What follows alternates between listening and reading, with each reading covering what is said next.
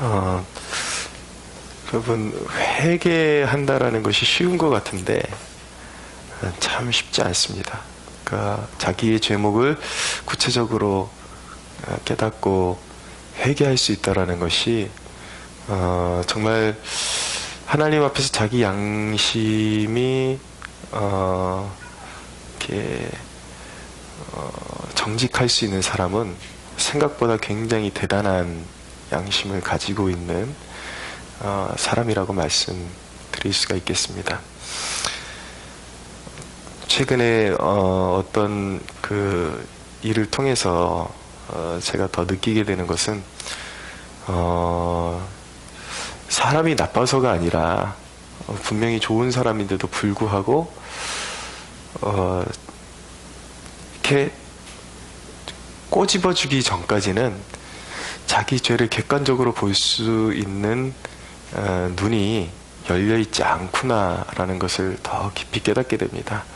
뭔가 이렇게 사과를 하지만 결국 그 사과 속에 자기의 그런 어떤 행위에 대해서 다 이렇게 포장지로 덮어놓고 아주 수박 겉핥기식으로 이렇게 사과를 건네는 그런 모습들을 보게 되는데, 제가 그런 모습들을 보면서 제 자신에 대해서 한번 돌아보았습니다. 어떻게 일을 마치고 또 교회에 들려갖고 혼자 하나님 앞에 잠잠히 머무르면서 제 자신에 대해서 한번 더 생각해보는 기회를 갖게 되었는데, 남을 보니까 특별히 그냥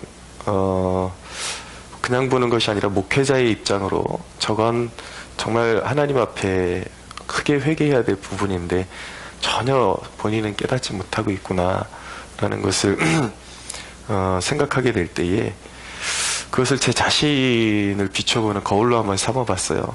근데 내가 하나님 앞에 회개기도 한다는 자체가 참 얼마나 형식적일 때가 많고, 하나님 앞에 하나님이 정말 괘씸하게 보시는 부분에 대해서는 내 자신을 얼마나 가리고 있고, 내가 하나님 앞에 잘못했어요, 죄송해요 라고 말씀드리는 그 부분들이 사실은 얼마나 이렇게 뭉뚱거려서 말하고 그 제대로 전곡을 찔러서 하나님이 괘씸하게 보시는 부분에 대해서는 전혀 깨닫지 못하고 있는 부분이 얼마나 많을까. 그래서 내가 회개한다는 자체가 정말 하나님께 연락이나 될 수 있는 회개일까라는 것을 생각하면서 그 한탄이 나오더라고요.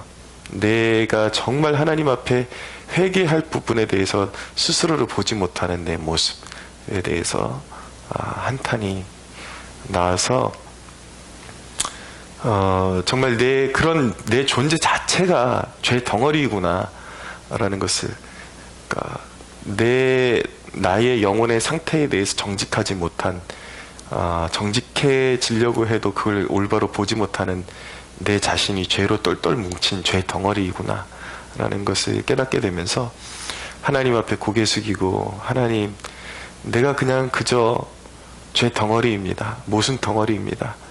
그동안 내가 회개한 것이 얼마나 형식적이고 제대로 전곡을 찌르지 못하는 회개였는지 비로소 더 깊이 깨달을 수 있을 것 같다고, 내가 하나님 앞에 정직하게 고백하지 못하는 부분, 그만큼 미련하고 어리석은 나를 하나님 더 긍휼히 여겨주시고, 그냥 내가 죄인이니까 주님 받아주십시오. 그리고 더 내 죄에 대해서 영민해질 수 있는 그런 마음을 부어주십시오 라고 그렇게 기도를 드렸습니다. 근데 자기 자신에 대해서 인간이 그렇게 죄에 둔감하거든요. 근데 그 죄를 찔러주는 그런 사역자에 대해서 정직해지고 겸손해질 수 있는 마음이 사실은 우리가 생각하는 이상으로 대단한 것이구나 라는 것을 우리가 성경을 통해서 알게 되는 것이죠. 다윗도 그렇게 하나님과 친밀함에도 불구하고 밧세바까지 범하고 나서 그건 누가 봐도 가늠한 거잖아요. 그런데도 불구하고 자기는 그걸 모르고 있었습니다. 그러니까 죄 짓는 영혼은 그 심령이 망각이 돼 있어가지고 계속 이거는 어쩔 수가 없었어. 심지어는 그게 죄인지도 모르고 그렇게 살아가고 있다는 것이죠. 근데 나단이라는 선지자가 와서 한 비유를 들어서 한 부자가 있는데 자기에게 수많은 우양이 있는데도 불구하고 가난한 자의 암양 새끼를 뺏어다가 손님을 대접했다라는, 자기는 한 가정을 박살내놨거든요. 그리고 충성스러운 부하를 음모를 꾸면서 죽였거든요. 전쟁터에 나가게 만들어서. 근데 거기에 대해서 화가 나지를 않는 거예요. 자기 자신에 대해서는. 근데 한 비유를 듣고 그것보다는 훨씬 못한 죄를 듣고도 다윗이 엄청 분노를 하는 겁니다. 그런 인간이 어딨냐고. 그런 인간은 당장 잡아다 죽여야 된다 그러는 거예요. 자기의 엄청난 죄는 다 이렇게 가리려고 하는데 남이 지은 죄에 대해서는 엄청나게 예민해지는 그 모습이 바로 우리라는 것이죠. 사람이라는 것이죠. 다윗도 그랬단 말이에요. 그러니까 자기 죄를 깨닫기가 얼마나 어려운가. 근데 나단이 아주 비수와 같은 한마디를 던집니다. 당신이 그 사람이라. 순간 다윗이 마음이 무너지는 것을 느꼈습니다. 그게 바로 나였구나. 그거보다 더한 존재가 바로 나였구나. 여러분, 평소에 제가 이 다윗에 대한 기사를 어렸을 때부터 들어왔고 많이 접했지만, 이 다윗이 하나님의 말씀 책망 앞에서, 이 선지자의 책망 앞에서 고꾸라질 수 있는 심령을 가졌다라는 것이 또한 얼마나 그게 대단한 일인지 새삼 느끼게 된 것입니다. 여러분, 어떤 사람이 복이 있는가? 하나님 앞에서 죄에 대해서 인정하고 고꾸라질 수 있는 심령을 가진 사람이 복되다라는 거, 여러분들 그것을 기억하는 이 아침이 되기를 축원합니다. 그래서 바울이 왜 기뻐했는가? 고린도 교회도 바울이 책망하는 서신을 보냈고 이랬는데 바울이 굉장히 근심했습니다. 이들이 지금 선택의 기로에 서 있는데 이 책망을 듣고 교회가 와야 될 것이냐, 아니면 교회가 더 하나 될 것이냐, 더 깨끗해질 것이냐, 그런 고민이 있었는데 디도가 기쁨의 소식을 가지고 왔어요.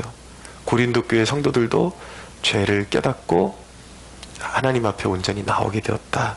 내가 지금 기뻐함은 너희로 근심하게 한 까닭이 아니요 도리어 너희가 근심함으로 회개함에 이른 까닭이라. 너희가 하나님의 뜻대로 근심하게 된 것은 우리에게서 아무 해도 받지 않게 하려 함이라 라고 말씀하고 있는 것입니다. 자, 우리가 11절에 이르러서 우리 성도들이 죄를 대면하는 그 자세가 교회의 사활을 좌우할 수 있다라는 것을 우리가 배울 수 있어야 하는 것입니다. 이 대목에 바울이 하나하나 항목을 이렇게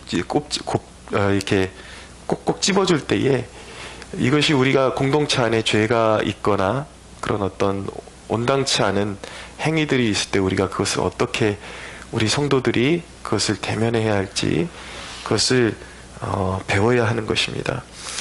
보라, 하나님의 뜻대로 하게 된 이 근심이 너희로 얼마나 간절하게 하며, 여기서 근심하게 되었다라는 것은 바울이 그 고린도 교회 안에 있는 죄목에 대해서 일목요연하게 짚어주면서 너희가 이런 죄를 범했다, 회개해야 된다 라고 한 그런 도전 때문에 굉장히 마음에 근심하게 되었다라는 것입니다. 죄 때문에. 근데 그 근심이 이 어떤 그 열매를 이렇게 거둘 수 있도록 그렇게 만들어 내었어요. 간절하게 했다. 첫째, 간절하게 했다. 이것은 고린도 교회 안에 있는 성도들이 선한 양심을 가지고 깨어나게 되었다라는 것입니다. 그래서 바로잡고자 하는, 자신들의 잘못을 바로잡고자 하는 그런 간절함을 가지게 되었다라는 것입니다. 얼마나 변증하게 하며, 여기서 변증한다라는 것은요, 어떤 복음을 변증한다는 뜻이 아니라 자기의 죄악들을, 자신들의 죄악들을 통렬하게 깨닫고 그것을 이렇게 하나님 앞에 탄원하는, 내가 이렇게 죄인입니다. 우리가 죄인임을 깨달았습니다. 우리가 합리화시켰던 이런 죄악들이 얼마나 나쁜 것인지를 깨달았습니다. 그러나 우리는 너무나도 약한 죄인들입니다. 주님 선처해 주십시오. 이렇게 구하게 되었다라는 것입니다. 또 얼마나 분하게 했다. 그러니까 이것은 공동체에 대한, 공동체를 해하는 죄악의 행위들에 대해서 분노할 수 있게 되었다라는 것입니다. 이전에 그 바울이 편지하기 전에 고린도 교회의 성도들의 영적인 상황은 어땠냐면, 교회 안에서 분명히 그 버젓이 하나님 앞에 해서는 안 되는 죄악들, 그리고 공동체를 해치는 그런 일들을 하는 사람들이 있었음에도 불구하고 사랑이 좋은 거야. 그리고 이게 교회가 평안해야지, 이거 잘못 지적했다가 분란이 일어나면 안 돼. 그것을 묵과했다라는 것이죠. 그런데 사도 바울은 다른 곳에서도 그 말씀하고 있듯이 교회 안에 그런 온전치 못한 죄악들이 성행하는 것을, 죄악이 자리 잡아가는 것을 눈 감고 그것을 처리하지 않을 때에 적은 누룩이 온 덩이에 퍼지는 것과 같은 파급력이 있게 된다라고 그렇게 이야기하는 것입니다. 특별히 여기서 분하게 한다라는 것은 무엇이냐면, 계속해서 고린도 교회 안에 사도 바울의 사역을 폄하시키고 공격하는, 바울을 공격하는 존재들이 있었어요. 근데 이전에는 이 성도들 안에 그것을 묵과하는 분위기가 있었단 말이에요. 저 사람은 원래 성격이 저런가 보다. 그런 식으로 묵과하는 분위기가 있었는데, 이제는 그것이 엄청난 교회를 와해시키는, 이것은 한 사역자의 편을 들어주는 문제가 아니라 공동체가 살고 죽는 문제라는 것을 비로소 깨닫게 돼서 그것에 대해서, 그런 교회 공동체를 파괴하는 세력에 대해서 엄청나게 분노를 가지게 되었다라는 것입니다. 그러니까 오늘 이 부분이 우리에게 굉장히 중요한 것은 무엇이냐면, 교회를 지켜나가는 참 사랑의 모습이 무엇이냐, 우리가 꼭 바로잡고 깨달을 필요가 있다라는 것이죠. 죄를 묵과하는 것, 그리고 공동체를 파괴하는 행위에 대한 것, 그리고 증거가 없고 명백하지 않은 일에 대해서 계속 사역자에 대해서 가십거리를 만들어내면서 씹어대는 것, 이런 것들을 그냥 눈 감고 넘어갈 때에 공동체가 얼마나 손상되고 파괴될 수 있는지, 성경은 그런 것에 대해서 그냥 묵과하고 넘어가라고 하지 않습니다. 반드시 거기에 대해서 경고를 주고, 그리고 분노하고, 그런 일이 허용되지 않도록 깨어있으라고 말씀하고 있는 것입니다. 얼마나 두렵게 하며, 이것은 공동체 안에 이 죄악이 그냥 방치될 때에 하나님의 진노를, 그전에는 그냥 양심이 둔감해져서 몰랐는데, 정말 이러다가 우리가 언젠가 하나님 앞에 정말 크게 깨질 수 있겠구나 라는 그런 두려움을 가지게 되었다라는 것입니다. 얼마나 사모하게 되며, 이제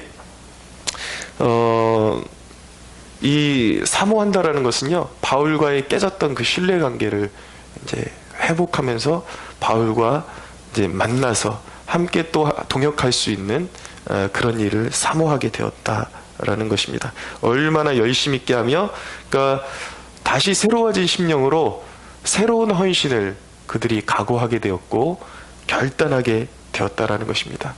그동안 우리가 죄 속에 무대인 심령으로 그렇게 살고 있었는데, 바울의 그런 어떤 책망을 통해서 깊이 죄악을 깨닫게 되고, 이게 우리 공동체 안에 얼마나 누룩이 심하게 퍼져 있었는지를 깨닫게 되면서 그것을 이제 걷어내는 작업 속에서 다시 새롭게 함으로 그들이 하나님을 향한 헌신을 다시 돌아보게 되었다라는 것이죠. 얼마나 벌하게 하였는가. 이 부분이 굉장히 중요합니다. 그러니까 그 공동체 안에 있는 죄를 범하는 영혼들, 그리고 바울의 사역에 대해서 굉장히 폄훼하는 그런 사람들을 그냥 두고 본 것이 아니라 정확하게 찝어내서 공동체가 결의를 해서 페널티를 주었다라는 것입니다. 그러면 안 된다. 얼마 동안 자숙하고 회개하는 기간을 가져라 라는 분명한 벌을 주게 되었다라는 것이죠. 너희가 그 일에 대하여 일체 너희 자신의 깨끗함을 나타내었느니라. 결국은 이것은 그들이 완전히 무결했다는 얘기가 아니라 너무나도 감사하게도 진정한 회개에 이르러서 마음을 새롭게 하게 되었다라는 것입니다. 그러니까 우리가 이게 지금 교회의 그 전체적인 내용을 다시 함축하면 무엇이냐면, 교회의 올바른 권징이 얼마나 중요한가.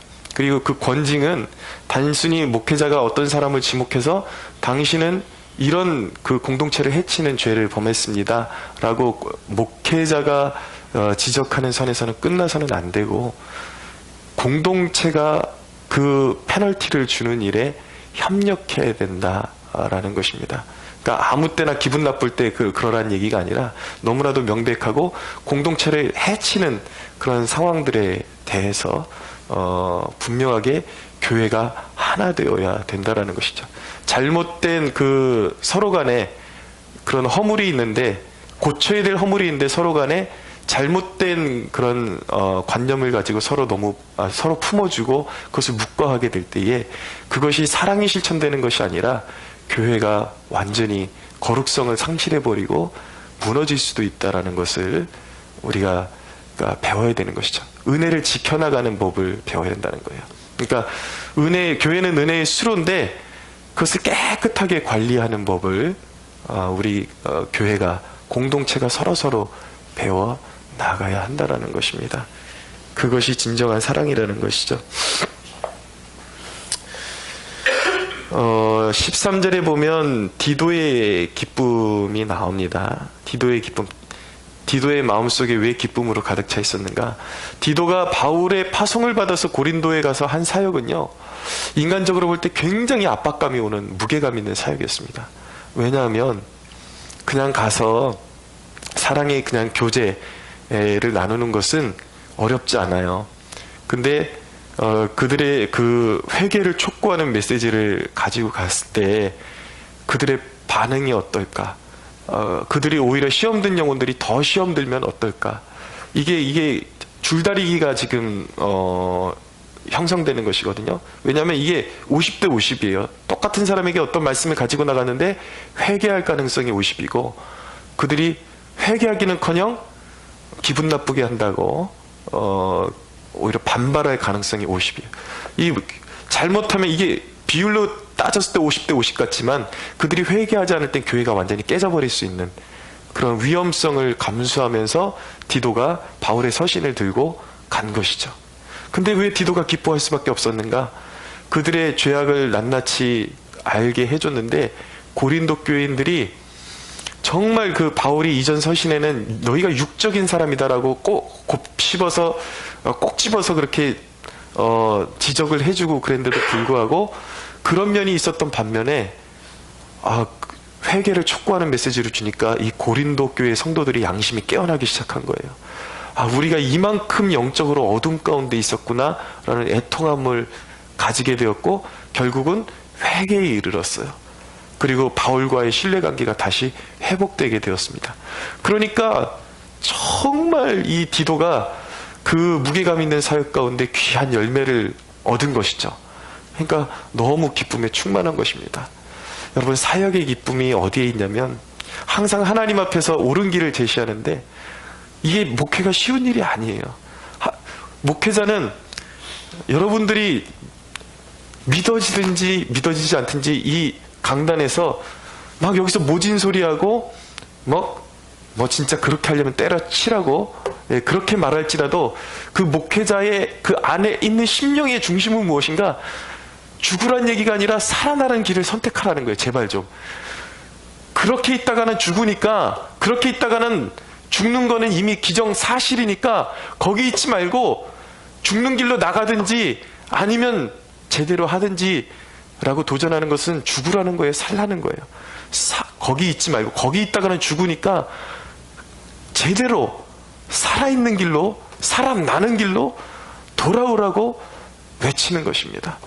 그것을 알아볼 수 있는 것, 그것을 제대로 알아들을 수 있는 것이 영적인 축복 중에 축복이라는 것을 깨닫기를 원하는 것이죠. 여러분, 근데 더 감사하는 일은요, 15절을 보십시오. 고린도 교회 안에 그가 너희 모든 사람들이 두려움과 떨므로 자기를 영접하여 순종한 것을 생각하고, 디도가 정말 두려운 마음으로 갔어요. 왜냐하면 그 고린도 교회 안에는 사역자를 막 자기 마음대로 판단하는, 나는 이 사역자가 이런 게 좋아, 나는 저 사역자가 더 좋은 것 같아, 그리고 자기 마음에 들지 않는 사역자는 막 깔보는 그런 영적인 기류가 고린도 교회 안에 있었기 때문에 디도가 두려움으로 간 것이죠. 근데 너무나도 감사한 것은 그래도 이 사람들이 막 나가는 사람들이 아니었다라는 거예요. 아주 기본기가 잘 돼 있던 사람들이었다라는 것이죠. 바울이 파송한 디도가 도착했을 때 두렵고 떨림으로 정말 손님 대접하는 마음으로 그를 영접하고 그의 손에 들려서 온 서신을 읽고 그들이 회개함에 이르렀다라는 것. 여러분, 이런 소식을 가장 기뻐하실 분은 누구일까요? 바울 자신보다도 하나님이셨을 것입니다. 교회가 와야 될 수도 있고 교회가 다시 일어설 수 있는 기회가 될 수 있는데, 고린도 교회는 무엇을 선택했는가? 성령이 주시는 찔림을 받고 다시 일어서는 길을 선택했다라는 것이죠. 저는 우리 교회가, 우리 캠퍼스 성막교회가 이런 교회 되었으면 좋겠습니다. 정말 이런 영적인 도전 앞에서 무너지는 사람이 단 한 사람도 없었으면 좋겠고, 여러분, 하나님의 마음, 사역자의 마음은 정말 그 순간순간 가운데 양들 한 사람 한 사람, 하나님께서 맡겨주신 양 한 사람 한 사람이 어떻게 쓰든 일어서기를 원하고 하나님의 영광스러운 임재 가운데 살아가기를 원하는 것이 소원함인 것이죠. 여러분, 자기 죄를 객관적으로 깨닫고 죄악을 버릴 수 있는 교회, 바로 그런 교회가 주님이 원하시는, 주님이 사용하실 수 있는, 주님이 주인 되시는 교회라는 것을 기억하는 아침 되기를 원합니다. 주님 앞에서 영민한 심령을 구하시고, 우리 교회가 사단의 그런 노름 앞에서 와야 되지 않고 주님 오시는 날까지 우리가 여기 존재하는 날 시대의 사명 잘 감당하는 교회로, 깨끗한 교회로, 순결한 교회로 서가게 하옵소서. 우리 그렇게 기도할 수 있는 저와 여러분들이 되기를 축원합니다.